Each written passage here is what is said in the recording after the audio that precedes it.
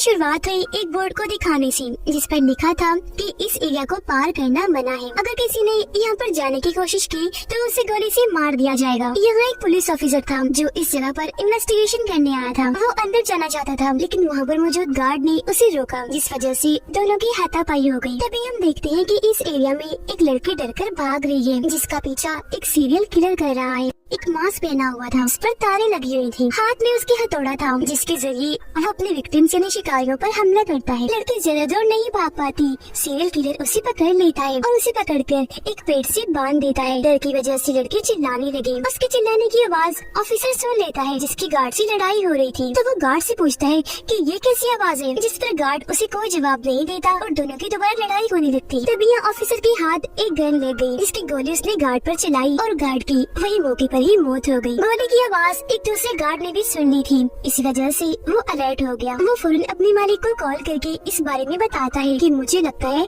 हमारे एरिया में कोई घुस आया है। और फिर तो अब ये सुनकर किलर को रुकना पड़ता है और वो घर से बाहर आ जाता है। अगले सुबह जब सिंडी जागी तो घर से बाहर आने पर वो सामने मरे हुए जानवर की लाश को पाती है, जिसे किलर ने वहाँ पर रखा था उसे डराने के लिए। तभी हम देखते हैं कि उस किलर ने एक पेड़ के पास अपना ठिकाना बनाया हुआ है, जहाँ उसने मरे हुए इंसानों की लाशों के जिस्मों के हिस्से बांध रखे थे, जैसे कटा हुआ हाथ कटा देख रहा था।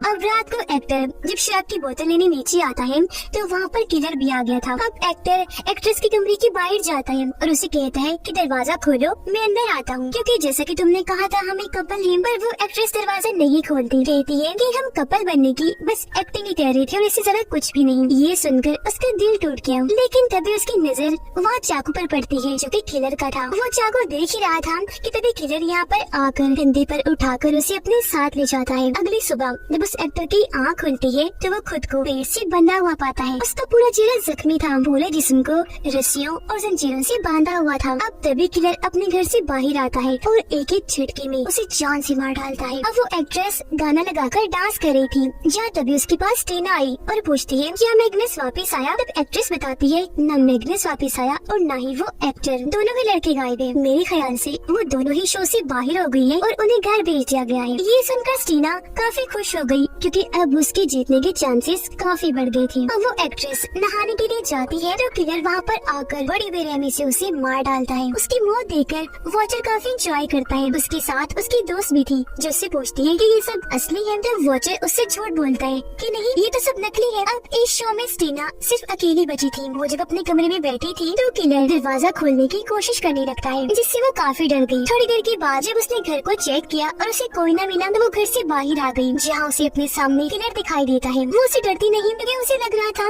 कि ये भी कोई एक्टर है। वो उसके पास जाकर उससे बातें करने लगती है, लेकिन आगे से किलर उसे कोई जवाब नहीं देता। और फिर तभी वो स्टीना का हाथ पकड़ लेता है। एक औजार से बस काटने ही वाला था कि स्टीना को समझ लग गई ये मेरे साथ क्या करने वाला है। वो जल्दी से अपना हाथ छुड़वा कर वहाँ से भाग जाती है। तभी उसे फोन की घंटे की आवाज आई तो वो उसी तरफ जाने लगती है। यहाँ आकर वो देखती है कि पेड़ के साथ एक लाश को बांधा हुआ है, जिसके ऊपर किसी जानवर की हड्डी लगाई हुई है। वो फौरन फोन को उठाती है तो दूसरी तरफ वॉचर था जो उसे कहता है कि तुम इस गेम के विनर हो, जीत गई हो, सारे पैसे तुम्हें दिए जाएंगे, इसलिए कल हेलीकॉप्टर तुम्हें लेने आ रहा है। आज रात तुम यही रहोगी तो पार्टी करो, अपनी जीत को एंजॉय करो। तब सीना ऐसा ही करती है। रात के वक्त वो अपनी इस खुशी को शराब पीकर बहुत एंजॉय करती है और डांस करती है, लेकिन जब थक गई तो अपने कमरे में जाकर सो गई। लेकिन तभी उसके कमरे में किलर आ गया। इतनी ही देर में सीना की आँख खुल गई और जब उसने सामने किलर को देखा तो वो काफी डर गई। किलर उसे मारकर बेहोश कर देता है और उसे अपने साथ ले गया। अब अगली सुबह जब उसकी आंखें खुलती है तो वो भी खुद को वैसे पेड़ के साथ बंधा हुआ पाती है। किलर यहाँ पर आकर उसके पैर का एक अंगूठा ही काट देता है, जिसे काट कर बड़ी बेरहमी से एक लाश की आंख में घुसा देता है। फिर वो आने लेता है, स्टीना का मुंह पकड़ता है और उसे बस मारने ही वाला था कि तभी उसे गोली के चलने की आवाज आई। अब जिसने गोली चलाई थी वो वॉचर का ही एक आदमी था जो गलती से इस जगह पर आ गया था। तब यहाँ किलर उसी गलती की सजा देता है। वो वहाँ पर आकर चाकू से उसे मार गिराता है। इस बीच मौका पाकर स्टीना खुद को छुड़वाती है और वहाँ से भाग जाती है, लेकिन किलर वहाँ पर आकर उसे गले से पकड़ लेता है